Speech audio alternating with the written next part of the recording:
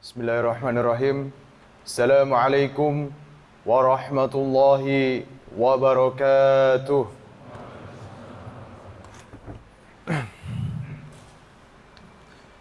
Innal hamdalillah nahmaduhu wa nasta'inuhu wa nastaghfiruh wa na'udzu billahi min shururi anfusina wa sayyiati a'malina. Man yahdihillahu fala mudilla lahu wa man yudlil fala hadiya lahu. Ashhadu an la ilaha illallah wa ashhadu anna Muhammadan 'abduhu wa rasuluhu. Allahumma salli ala sayyidina Muhammad wa ala alihi wa ashabihi wa man tabi'ahum bi ihsanin ila yaumiddin, amma ba'du. Faqad qala Allah ta'ala fil Qur'anil Karim, a'udzu billahi minasy syaithanir rajim. Ya ayyuhalladzina amanu taqullaha haqqa tuqatih wa la tamutunna illa wa antum muslimun. Shadaqallahul azim. Ma'asyiral muslimin rahimakumullah. Puji dan syukur kita panjatkan atas kehadirat Allah Subhanahu wa taala yang telah memberikan kita nikmat kesehatan, nikmat rezeki, sehingga kita bisa berkumpul bersama di Baitullah yang mulia ini, dan yang paling utama adalah nikmat iman dan juga nikmat Islam. Salawat serta salam kita panjatkan atas kehadirat baginda besar Nabi kita Muhammad sallallahu alaihi wasallam yang telah membawa kita dari zaman jahiliyah hingga ke zaman yang terang benderang seperti sekarang ini. Ma'asyiral muslimin rahimakumullah. Tatkala baginda besar Nabi Muhammad sallallahu alaihi wasallam menyampaikan pesannya kepada Umar bin Khattab radhiyallahu anhu tentang seorang pemuda, yang dimana pemuda ini berkebangsaan Yaman. Dan Nabi Muhammad sallallahu alaihi wasallam mengatakan kepada Umar bin Khattab bahwasannya engkau mintalah doa kepadanya, karena sesungguhnya pemuda ini doanya begitu makbul. Tetapi Nabi Muhammad sallallahu alaihi wasallam tidak menjelaskan kepada Umar bin Khattab radhiyallahu anhu. Wasiat ini disampaikan dan ditunggu oleh Umar bin Khattab setelah wafatnya Rasul.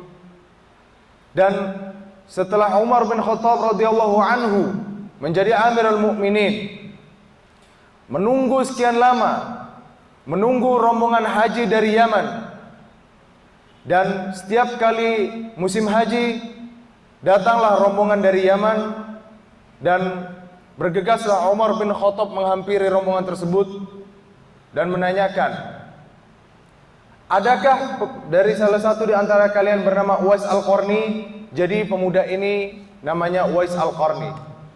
Dan kemudian rombongan tersebut menjawab, ya Amirul Mukminin, salah satu dari kami tidak ada yang bernama Uwais Al-Qarni. Kemudian Umar bin Khattab pun bingung dan sedih. Akhirnya menunggu terus sekian lama, akhirnya datang lagi rombongan dari Yaman. Dan disitulah Umar bin Khattab bertemu pertama kalinya dengan pemuda yang pernah diceritakan oleh baginda Nabi sallallahu alaihi wasallam, yakni Uwais Al-Qarni. Dan akhirnya Umar bin Khattab pun memeluk dan mencium kening Uwais Al-Qarni dan meminta doa kepada Uwais Al-Qarni. Lantas Uwais Al-Qarni pun menjawab, ya Amirul Mukminin, kenapa engkau meminta doa kepadaku? Sedangkan aku hanyalah seorang pemuda dari Yaman yang tidak memiliki apa-apa. Aku fakir, wahai Amirul Mukminin. Kemudian Umar bin Khattab pun hanya mengatakan, Nabi Muhammad sallallahu alaihi wasallam pernah berkata kepadaku bahwasanya doamu itu makbul.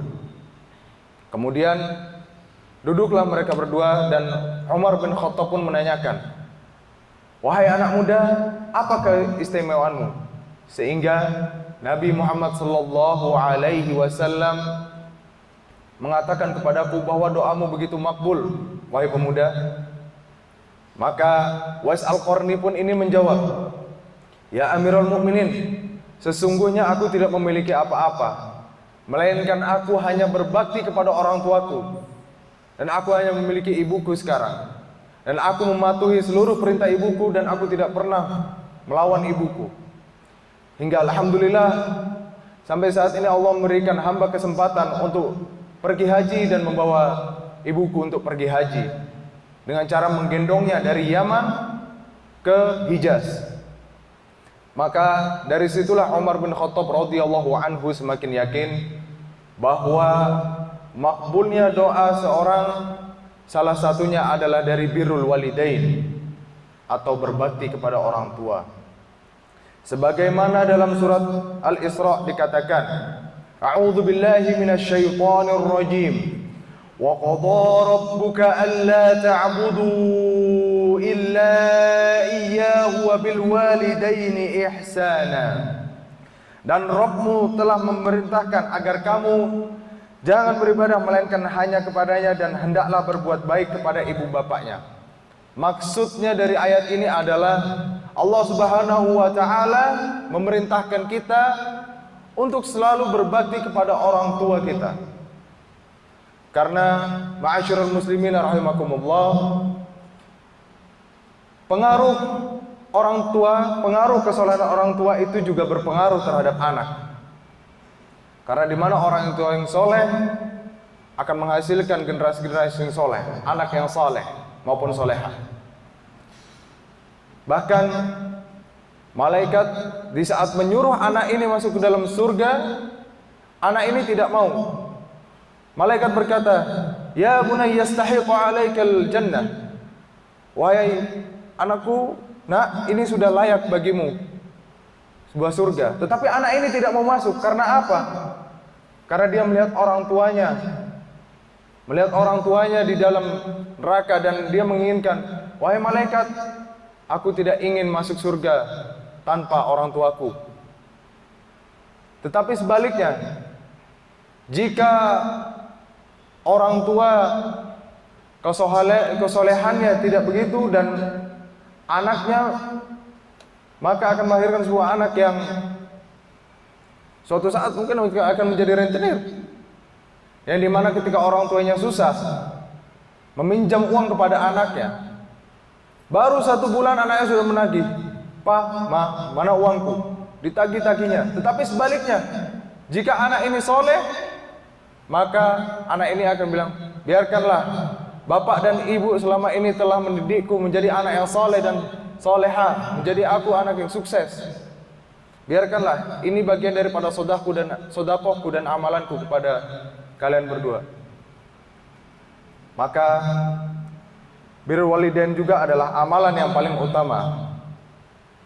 Dan orang tua mana yang tidak merindukan anak yang seperti ini? Yang merindukan anak yang begitu berbakti kepada kedua orang tuanya, sehingga di akhir hayatnya masih bisa mendoakan dan menjadi penyejuk di alam kubur bagi orang tua yang sudah tiada. Dan ini adalah sumbangan doa daripada anak-anak kita sekalian. Maka birrul walidain di sini adalah amalan yang paling utama. Karena Abdullah bin Mas'ud berkata, "Sa'altu Rasulullah sallallahu alaihi wasallam, ayy 'amalil afdal?" Qala sallallahu alaihi wasallam, qala qultu thumma ay birrul walidain. Qala qultu thumma ay, qala jihadu fi sabilillah.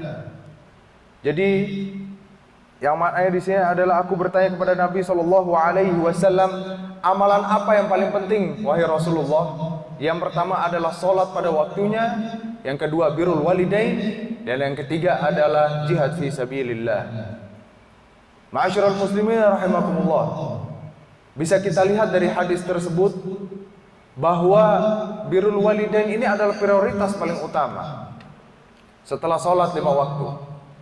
Karena akan dibukakannya pintu rezeki dan dimudahkannya segala urusan kita di dunia maupun di akhirat. Mana ada anak yang sukses dengan tentram kalau orang tuanya itu tidak ridho? Pasti tidak ada, wahai saudara-saudaraku sekalian. Maka dalam hadis pun juga dikatakan, ridhonya Allah itu juga ridhonya orang tua.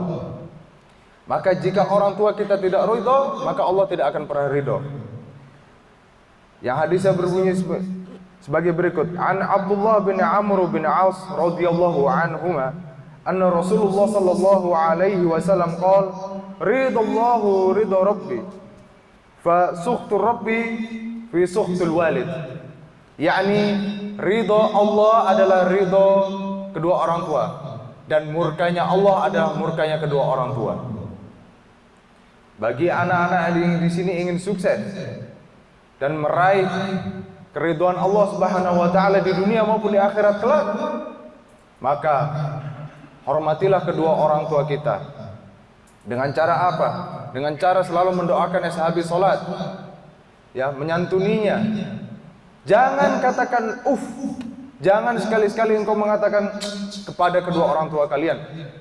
Sekalipun di dalam hati kita ini merasa lelah, merasa kesal terhadap orang tua kita, tetapi di hadapan mereka hendaknya kita tetap senyum dan melanturkan kata-kata yang indah.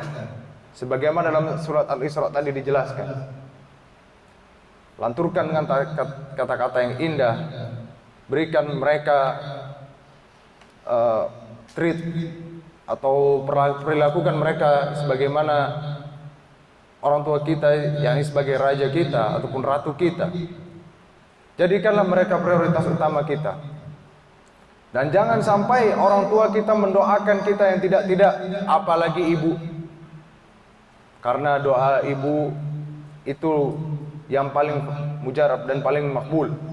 Di saat ibu kita tidak ridho akan kita, maka kita tidak akan pernah menggapai ridho Allah Subhanahu wa taala sampai kapanpun itu. Ma'asyiral muslimin rahimakumullah, perlu diketahui bahwa ada 3 amalan yang tidak akan pernah terputus hingga kita meninggal nanti. Yang pertama adalah sedekah, yang kedua adalah ilmu yang bermanfaat, yang ketiga adalah doa anak-anak yang saleh maupun solehat. Maka di sini sebagaimana yang tadi saya sudah jelaskan, ketika kita mempunyai anak-anak yang saleh, yang faham akan agama, kelak dia akan selalu mendoakan orang tuanya dalam keadaan apapun. Bahkan yang dimana harta kekayaan di dunia ini tidak dibawa di alam kubur nanti, hanyalah sisa-sisa amalan-amalan soleh yang kita bawa dan doa-doa anak soleh kita. Maka anak ini akan terus berdoa kepada kedua orang tuanya yang sudah masuk ke dalam alam kubur, yang dimana orang tuanya sudah sendiri, tidak ada siapa-siapa yang menemani melainkan amalan-amalannya.